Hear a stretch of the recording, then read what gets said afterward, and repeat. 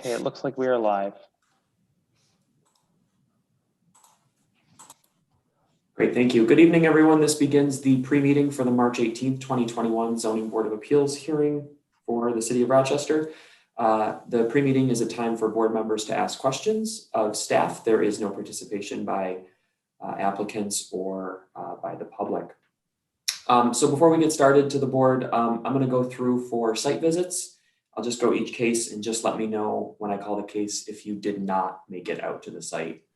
So for case number 1, which is 455 Brooks Avenue, anybody not make it to the site?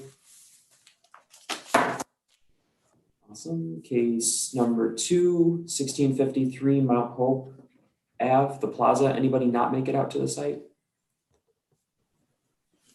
Case number 3, 34 North Winton Road, anybody not make it out to the site? Awesome. 385 East Ridge Road, anybody not make it to the site? I didn't make it. Thank you. Case number 4, 255 Hamilton Street, anybody not make it?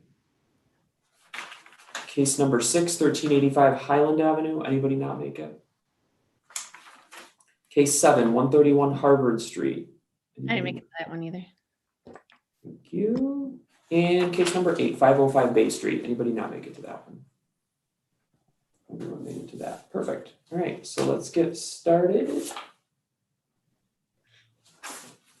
Questions on case number 1, 455 Brooks Avenue. Pretty straightforward.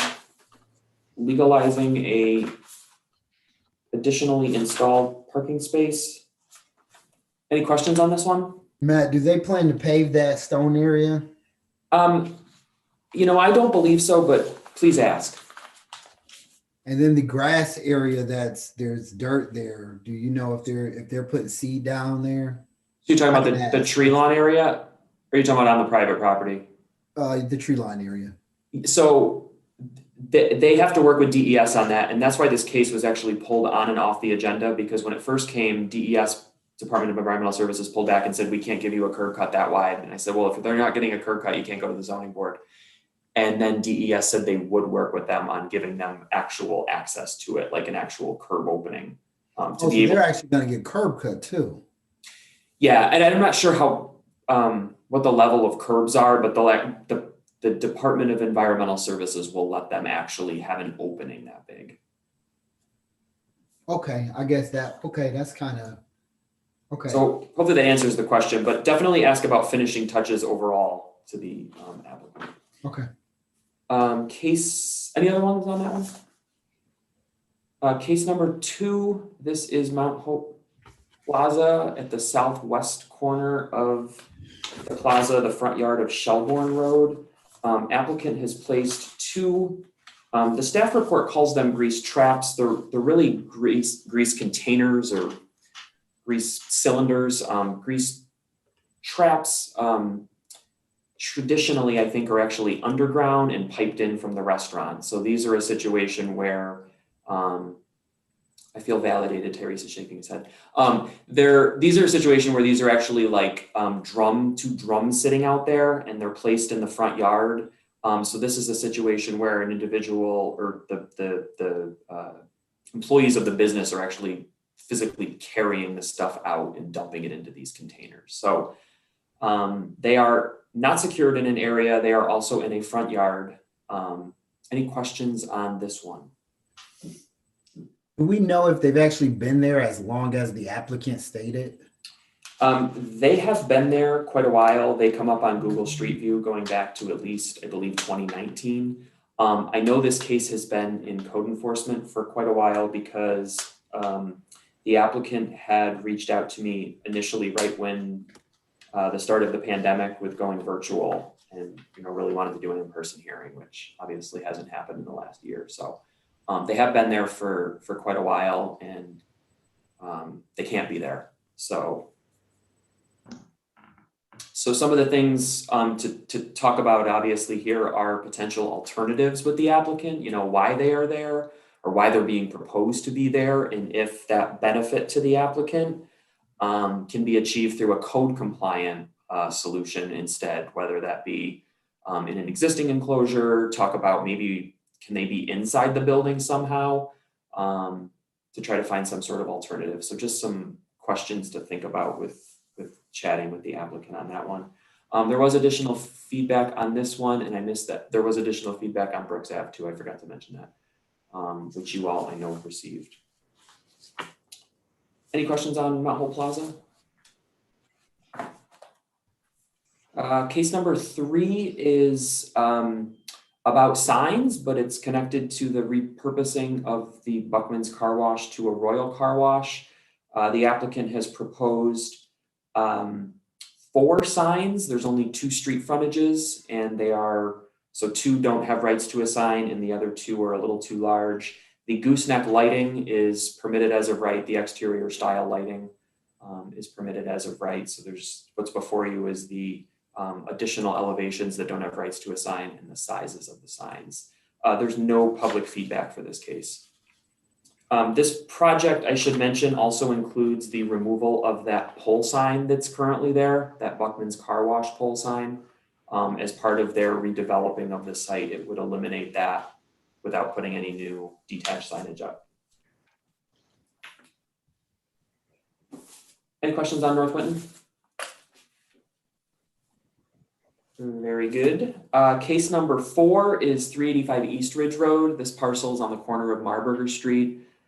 This is currently a single story, really a ranch style home in a C2, kind of a moderate level commercial district, right on the edge of Irondequoit in the city. The project involves the demolition of that existing structure and then the construction of a new residential care facility, of which is a specially permitted use. So all of the factors that go along with the use are they're included in the special use permit, which did get approval. So what's before you tonight? It's interesting. So it's the front yard setback. So East Ridge Road is, of course, a major corridor. And as you head east, it becomes more commercial than the western end, which is obviously more residential. The C2 zoning district is a moderate level commercial district that allows larger buildings. So I know you received some public comment about the use and the size of it and what have you. It's just interesting that they could really build something almost as of right, something much larger with commercial uses. So just for context, it isn't a commercial district. It just happens to be a residential use. And what is before you is, of course, the front yard setback, as the front of the staff report says. It's tough when you bring a building like that to the land of sprawl, Yeah. Oh, it's an interesting transition place right there too, like its actual location. So very, very good point. Any questions on this one? Case number 5, so 255 Hamilton Street. I know you guys have seen some other Rochester Housing Authority properties. They're in the midst of what is my understanding of some pretty significant investments into a lot of their properties, bringing them up to new designs, as well as making some many more additional accessible units. So there's a lot going on this property. The only thing that the zoning board, of course, what you are tasked with tonight is taking a look at if these applicants can achieve the benefit that they're seeking by a code compliant alternative. So of course, that's the lot coverage and then the drive aisle for the newly developed site plan, the actual width of it. Any questions on this one? Awesome. 1385 Highland. This one's a bit unique, which is why I provided that additional comment that both the applicant agreed to, as well as I placed it on the website for the public. So 2 things going on here. This project would be here whether or not it was one of these designated buildings because of the front yard setback. So basically what you have is an existing single family home setback approximately 83 feet or so from the road. The applicant is looking to put an open front porch on the first floor, which can go into a setback, but the second floor will actually protrude out as much as the porch. So when you're looking at it from an aerial view, the setback is to the wall, the furthest out wall. So in this case, it's that second floor. to expand a bathroom. And then the third floor, same thing, expanding a bathroom, which creates an additional kind of a third dormer of sorts on the third floor.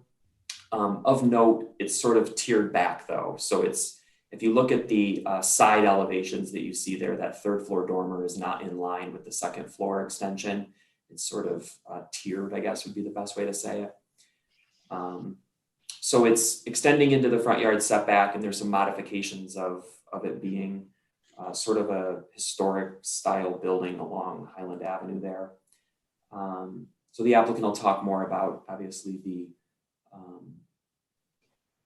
benefits to them, and then we'll go from there. Any questions on this one? Some things to, oh, I was just Matt, gonna I'll say, just add a couple comments ahead. to that. So, I know we've had a couple of these designated building issues come up before, and you struggle with them a little bit. You are not the preservation board, and we don't expect you to be, and so it's a little different standard, that an issue that you're looking at, than strictly dimensional standards for most area variances. So, the aesthetics of this are not really before you. It's whether this change to the pattern of doors and windows from the original is meets the standards for an area variance, which is, the benefit to the applicant outweighs any detriment to the neighborhood and the other standards. And I realize this is not an easy review, but again, just sort of do your best on this one. I actually think this case is one of the easier ones I think that we've seen before. Not, I shouldn't say easy, but kind of straightforward. Yeah. So not a bad thing. No. This one also had a few additional comments, of course, which I'll read into the record. All right, so that was case number 6. Case number 7 is 131. Yeah, go ahead, Jim. Johanna, I see this is identified as a designated building of historic value. What is that designation like compared to the one that we had, a controversial one 2 or 3 months ago, where the people wanted to, what did they want? The siding? Inside their house, and they're Yeah. a different type of preservation.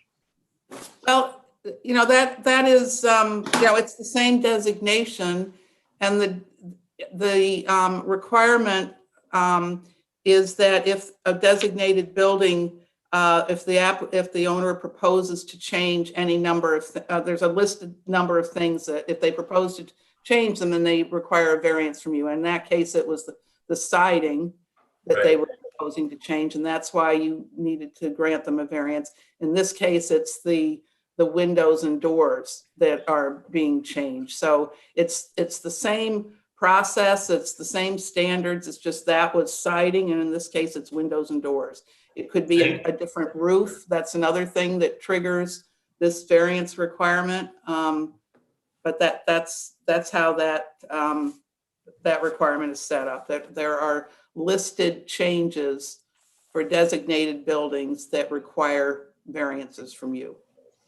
Thanks, Johanna. One of the things to consider here too, if you notice, or some things to think about, I guess, in terms of the window and pattern of door opening. So yes, they're extending out into the front yard setback. Will the window patterns be similar? They're adding some gables on either side of the first floor porch, which kind of mirror some of the other gable patterns on the house. So some things to consider in terms of what Johanna said about that.